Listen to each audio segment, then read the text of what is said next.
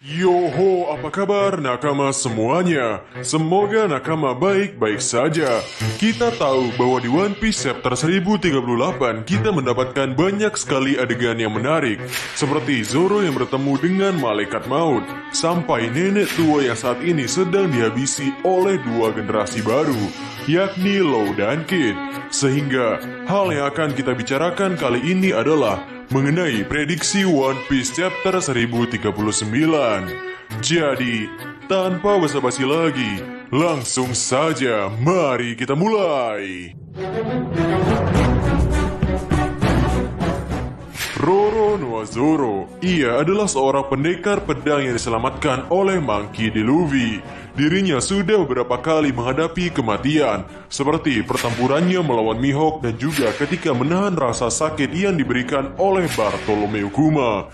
Dan di One Piece chapter 1038, Roronoa Zoro berhadapan dengan sesosok malaikat maut yang membawa sebuah sabit.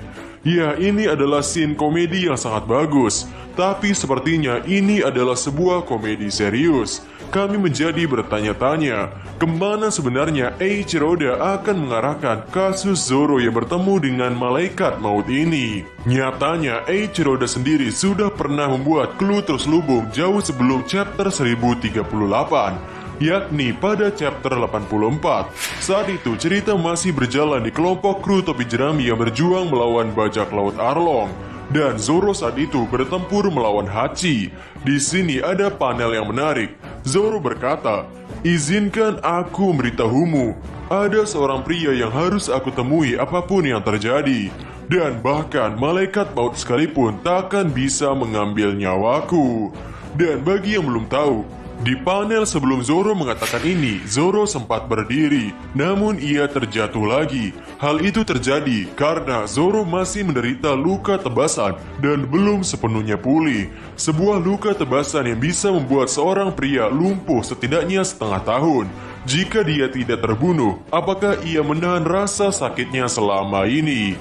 Ya, dan di panel-panel selanjutnya, Zoro berhasil bangkit kembali dan menyatakan bahwa malaikat maut pun tak bisa mengambil nyawanya. Sehingga pertanyaannya lagi, apa yang ingin Oda tunjukkan dari pertemuan Zoro dengan malaikat maut ini? Gerbang kematian.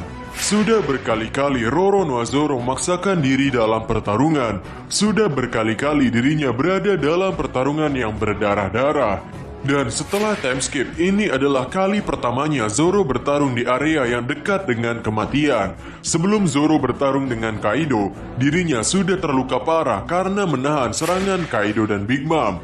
Ada banyak tulang yang patah karena Zoro memaksakan diri untuk menahan serangan kedua Yonko ini. Dan alasan Zoro bisa bertarung melawan King adalah karena Zoro disuntik obat ajaib yang memiliki efek samping. Obat ajaib dari Rasbing ini bisa memulihkan sesaat sang korban. Namun efek sampingnya adalah setelah waktu obat itu habis, Zoro akan menderita 2 kali lipat kesakitan. Dan kami sempat berpikir bahwa alasan Zoro bisa bertemu dengan sang malaikat maut adalah karena efek dari obat itu sendiri. Jadi, rasa sakit yang terasa 2 kali lipat itu diilustrasikan dengan kedatangan sang malaikat maut yang siap untuk mencabut nyawa Zoro. Ya, mungkin setiap rasa sakitnya terasa seperti nyawa yang akan dicabut. Dan entah kenapa, ketika Zoro bertarung melawan Killer juga, waktu itu Killer bertarung menggunakan 2 buah sabit. Ya, semoga saja Zoro sudah terbiasa dengan rasa sakit yang diciptakan oleh senjata sabit ini. Bagaimana jika bukan halusinasi? Ya, jawaban yang aman atau jawaban yang cukup logis sudah kami jabarkan tadi. Sekarang kita akan membahas jawaban yang mungkin cocok disebut dengan jawaban yang dilebay-lebaykan. Baik Ryuma dan Mihawk adalah dua makhluk yang konsepnya adalah orang mati.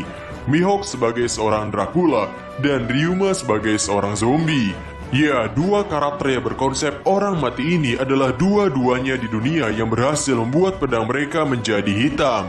Sejauh ini kita terus bertanya-tanya, kira-kira apa yang membuat pedang menjadi hitam?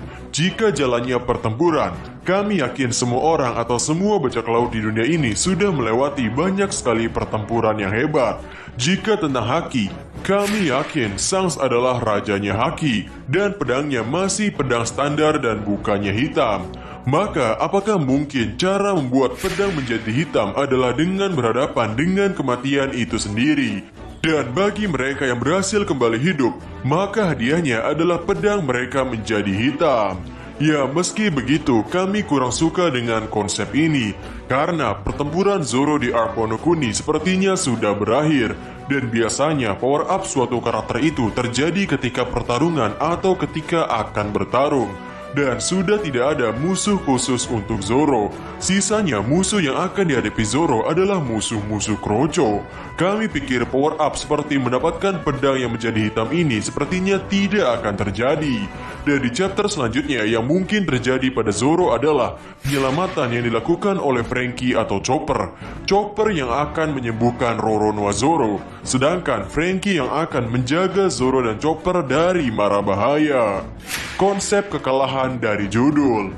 Seperti yang kita tahu, bahwa di setiap penulisan dalam cerita terdapat beberapa konsep atau pola, termasuk manga One Piece juga memiliki konsep atau pola ini. Pada One Piece chapter 1034, chapter tersebut berjudul Sanji vs Queen. Sesuai judulnya, satu full chapter itu menceritakan pertarungan antara Sanji dengan Queen. Dan di akhir chapter itu kita melihat Sanji yang menendang Queen sang wabah, yang pada awalnya kami sangka ini adalah titik balik dari sang protagonis untuk bisa mendapatkan momentum pertarungan.